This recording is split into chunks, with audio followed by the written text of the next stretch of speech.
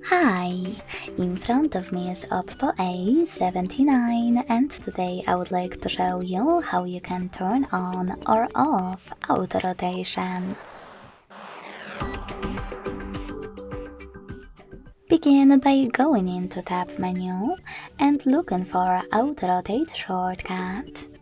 When you find it, click on it. As you can see, my shortcut is now white. That means that auto rotation is disabled, but you can always enable it by hitting the same one again.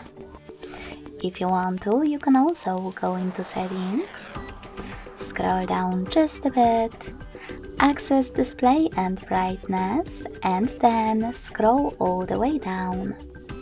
Following that, click on this switcher next to auto rotate feature to switch it off or on. Thanks so much for watching. If you enjoyed this video, leave a like, comment and subscribe. Bye!